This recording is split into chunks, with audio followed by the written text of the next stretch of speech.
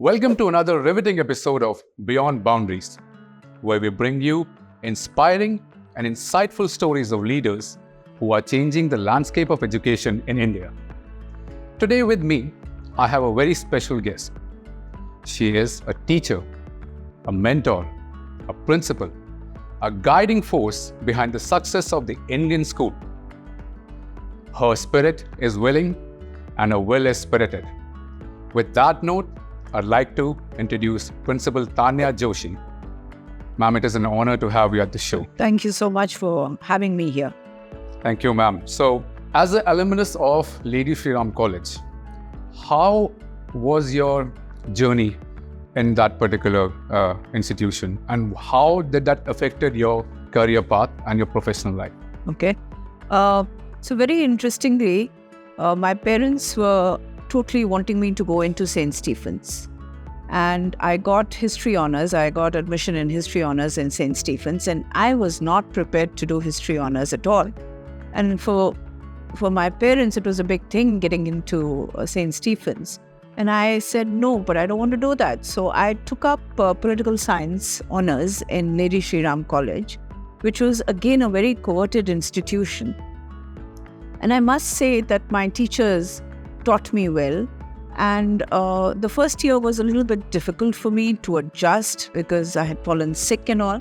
And I really didn't know what the road ahead was. But I think after studying there, I can easily say it was one of the best institutes of my life and which shaped me. And what I am today is a lot to do with LSR and the teachers of LSR. So when I was doing Pol Science Honours, automatically my thing was that I wanted to do journalism because I was interested in politics right from the beginning. And again, journalism at that point of time, I'm talking about more than 36 years back, 37 years back. For parents, it was a big no-no that you can't become a journalist. It's also the exposure. There was no exposure at that time no as well. exposure. And then, for them, shift system in journalism meant that, no, we can't have a daughter doing these kind of things. And what is society going to say? Traveling to different places, odd timings. Exactly. But I think what really made me bold was my stay in LSR. Gave me a lot of academic knowledge, shaped my personality. And that's how my journey began. Oh, that is inspiring.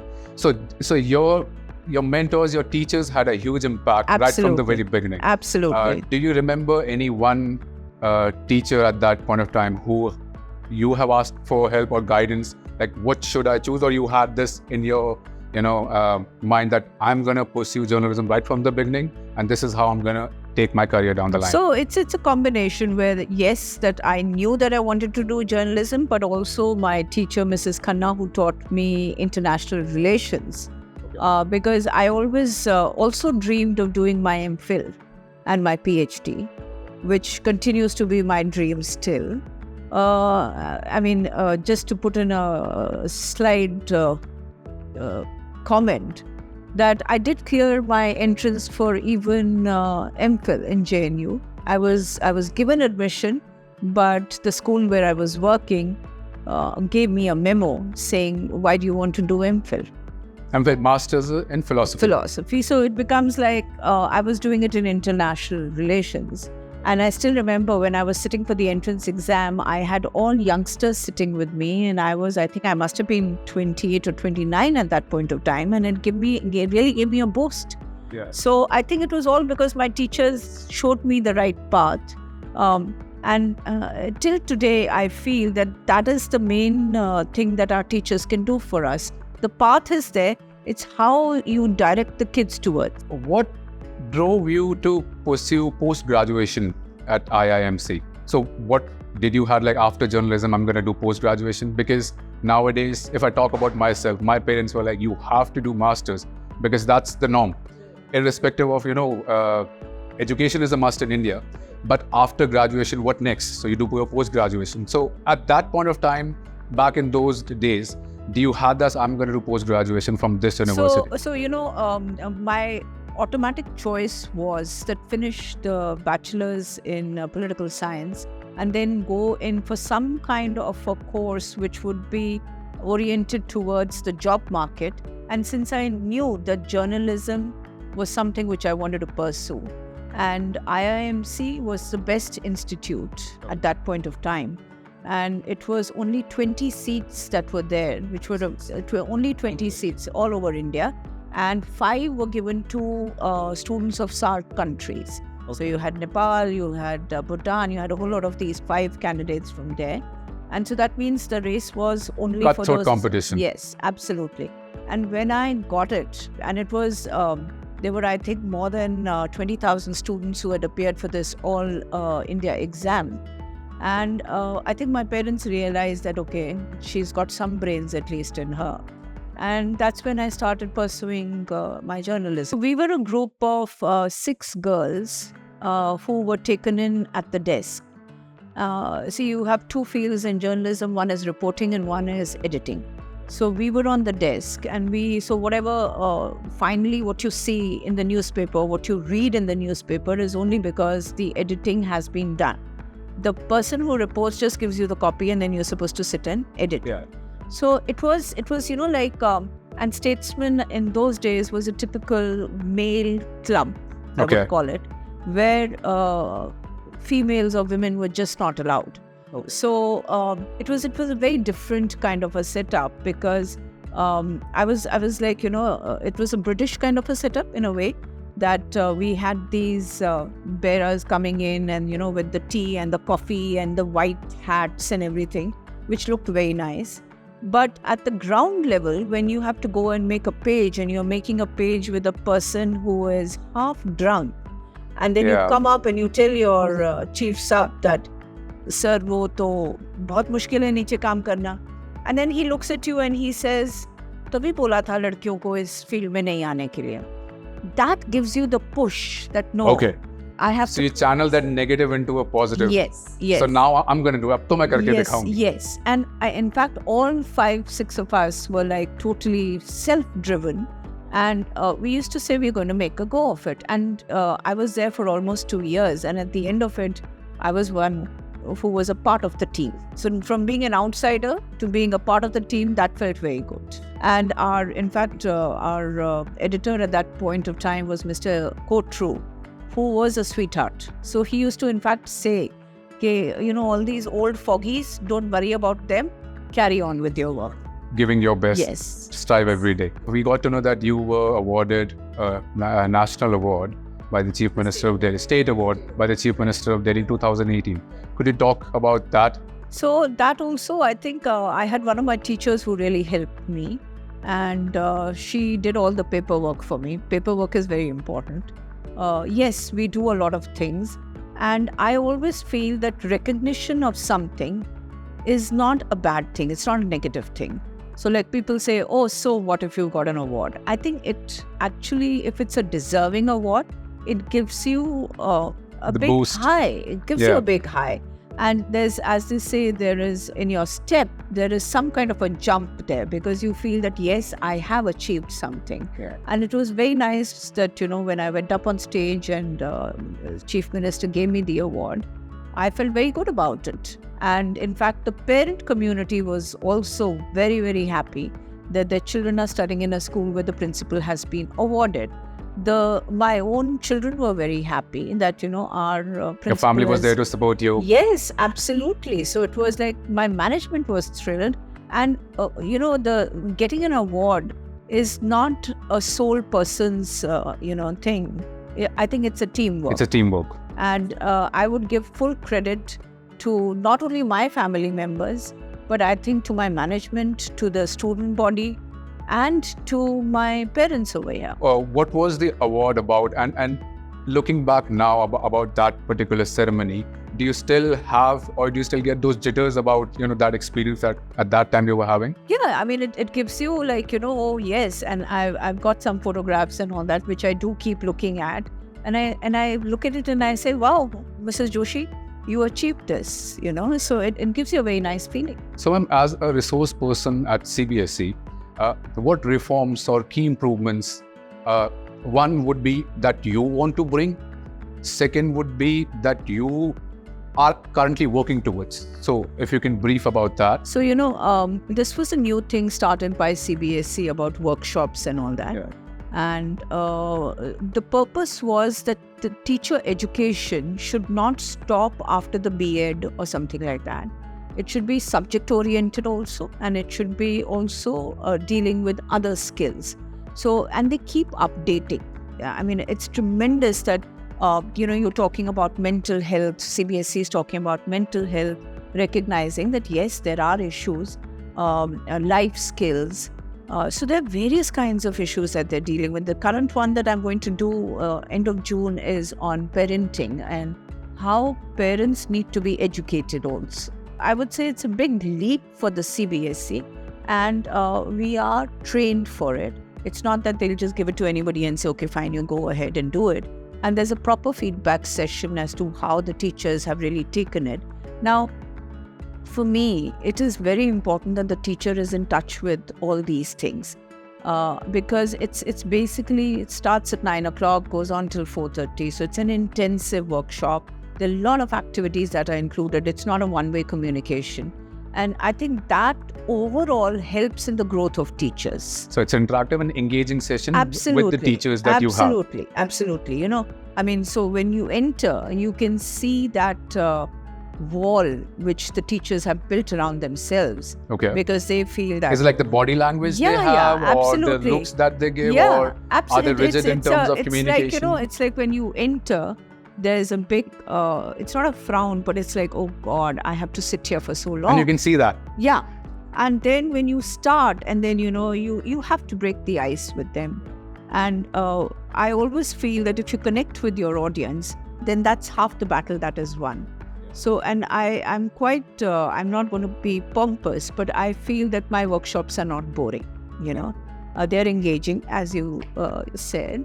And one feels that, okay, if you connect with them, make that bond with them, even if it be just for those 6-7 hours, you will be a success. So if it's a 6-7 hour session and the audience is sitting there, I mean, that is a success all in all. Exactly. Because that is a long time. Yeah, because, otherwise you can see somebody yawning, somebody trying to, get up and say, okay, can I use the washroom or something like that?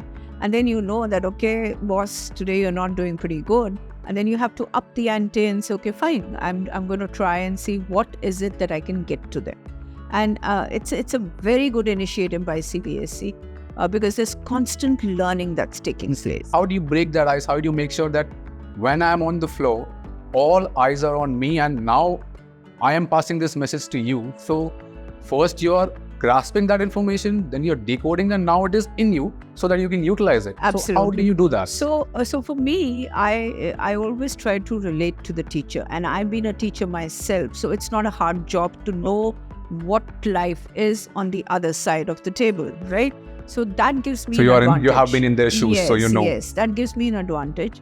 And I know, as soon as I enter, I tell them, okay, I know you're going to think it's a Saturday and it's like, you're here and you must be thinking about your family and all the good food that you're going to eat. And so bring out all the topics that are going in their mind, and now it's... and then you immediately see a couple of smiles, so then you know that, okay, you've cracked it. So that's how I kind of break the ice with them. I tell them so because, usually breaking ice means that you ask somebody, okay, what's your name? What is the first letter of your alphabet or whatever your name?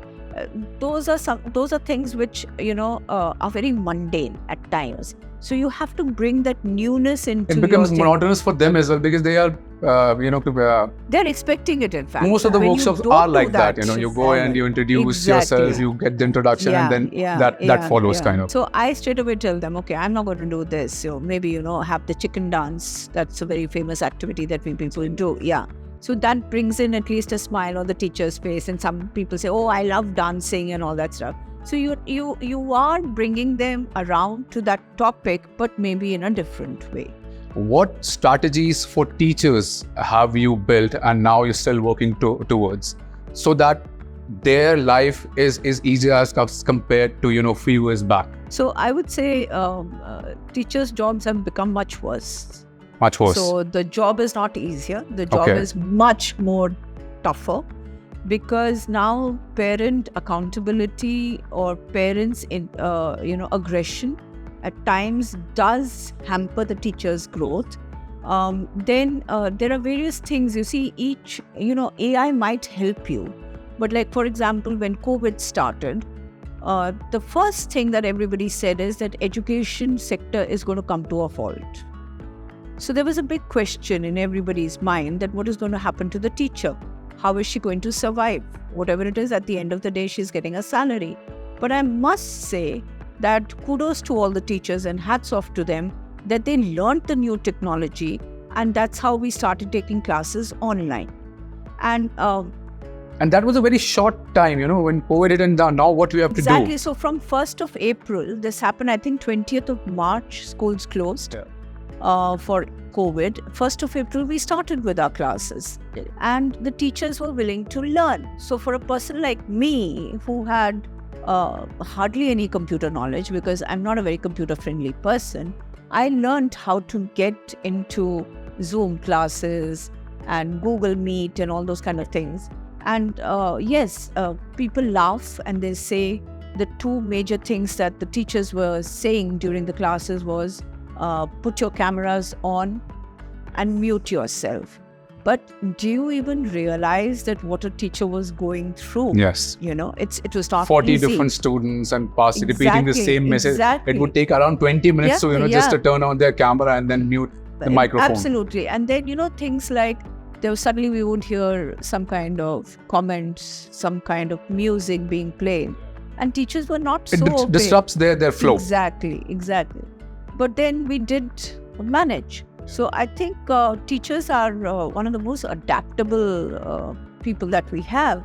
And when we were saying, front runners, and we were talking about doctors and nurses, I think teachers did not get their due credit at that time, because education there was a comma there was no full stop for them.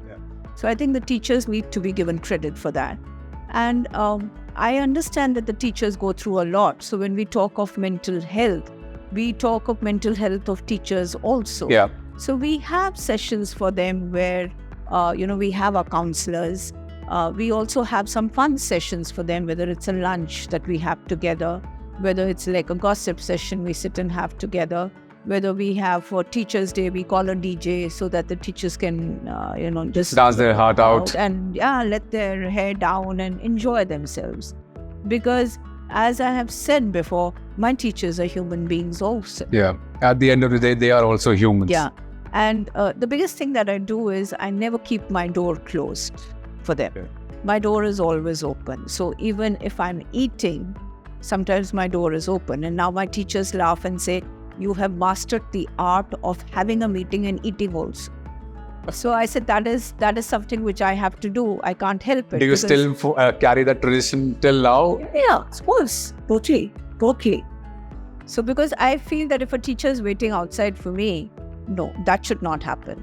The teacher should have free access to me whenever possible. And that goes for my students also. That whenever they want me, I'm there. Who was your mentor, or who one individual that had a huge impact on your life, and you still, have their advice or their words, and you still, kind of follow their footsteps? Surprisingly, it was no teacher who really shaped me. One person who shaped me a little bit was my previous principal of Gyan Bharati, Mr. R.C. Shekhar. But who really has shaped me is Mrs. Goradia, who is, she is the management for me. She is the person for me. Because I still remember when I came here to this school, which was after 14 years in Gyan Bharati, I came here as a head teacher of class 9 to 12. Within 6 months, less than 6 months, I was made the vice principal over here. And then I think after 3 or 4 years, she called me in the boardroom and she said that within 2 years, you have to be the principal. And I burst out laughing because my reputation, even in my previous school, was that as a teacher, I would sit right at the back. And even when a meeting was taking place, I would keep laughing and I would keep commenting at the back. So as they say, I was a naughty child at that point of time.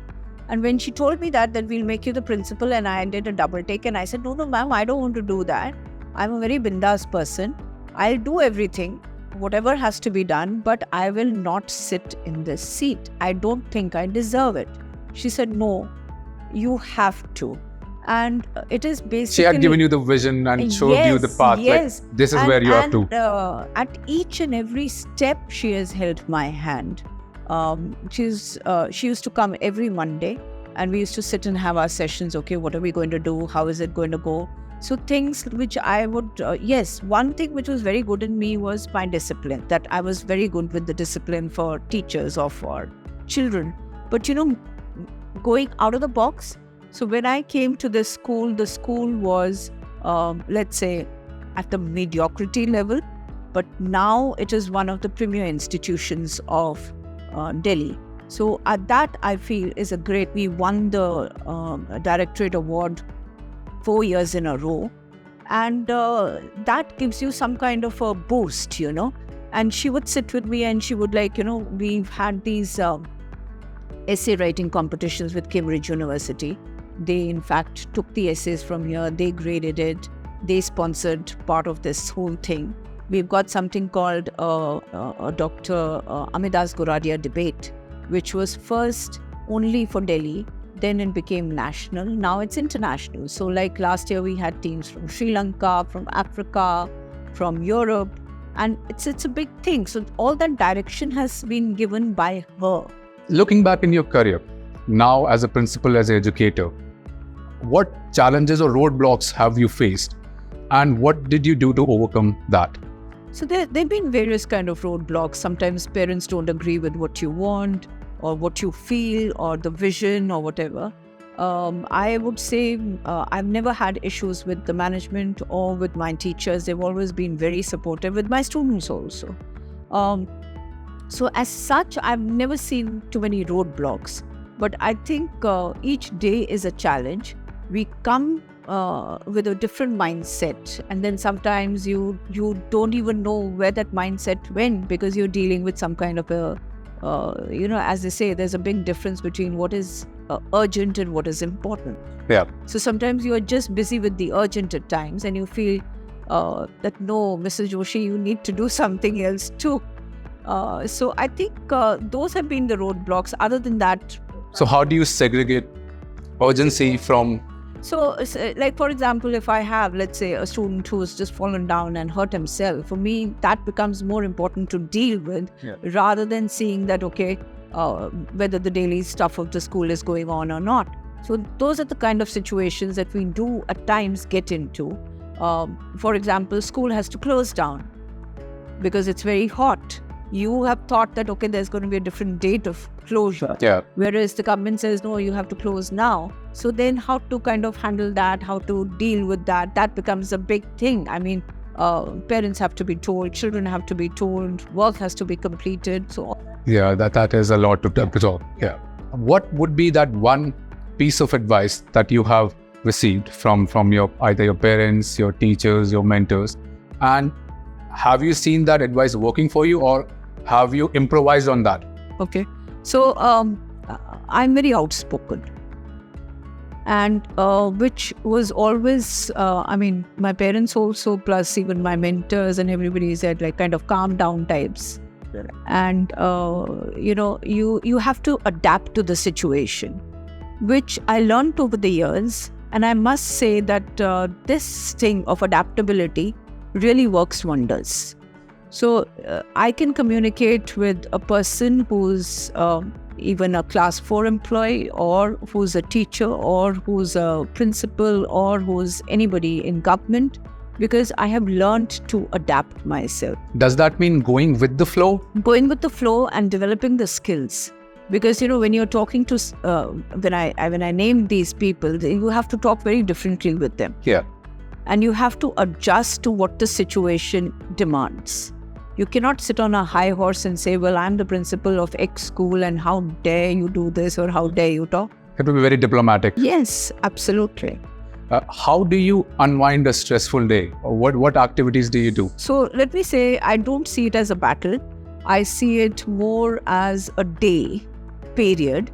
And how do I unwind is, I love listening to music, and I can sing in the shower, and I love shopping. Oh, yeah? And online shopping, which I learned during COVID. So this is something which I really enjoy. I used to read a lot. I love reading, in fact, and I always make a promise to myself that I'm going to start with a book, and then something happens and I say, okay, that takes a back seat at times, which should not. But other than that, to be very honest with you, I love life. I live each day to its fullest. What do you think, or there will be many individuals or teachers who are in the same shoes that you have been? Right. What do you think that they should do, or any advice for them so that they can become as successful as you are today? I don't know whether I would call myself successful or not, but thanks for saying that. But I feel that, if you have got into this profession, give it not your 100, but your 500%. And make a success of it. Because ultimately, you are responsible for that child. You are shaping that child's destiny. If I, look back and I say, okay, why didn't I like maths? Or why even now I'm unable to do maths? Somebody asks me, what is the cost of 400 grams? I would say, you take money for 1 kilo and just let me be. Was because I didn't connect with my teacher at all. So remember that, give it your 500%, and the child will be all yours. So this is a fun round that we have. It's more like a rapid fire round where I will give you a word, and then you have to say out loud what first word or experience or a story that comes in your mind. So are you ready? Ready. So values. Very important in life. Moral values. Debatable. Debatable. Vision. Necessary. Life cannot happen without a vision, and school has to have a vision. Teachers. The backbone of the country. Parents. Parents are most important, and I think they need to kind of relook at various aspects, whether it depends on their child or it depends about the school. Assessment. Necessary, but should not be in the traditional model. I think when you're assessing a child, you need to know what do you want to assess. Olympiad. Excellent. Book publishing.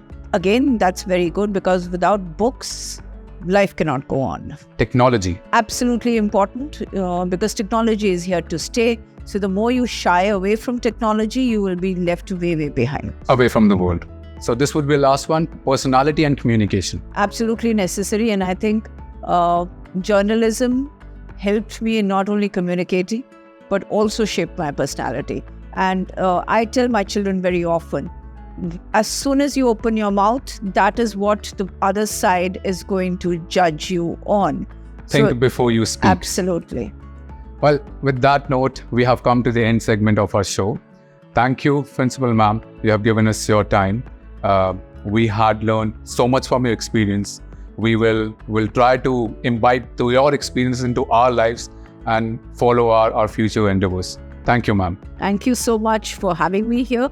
And you are a very, very good host. You got a lovely voice. Use that. Thank you.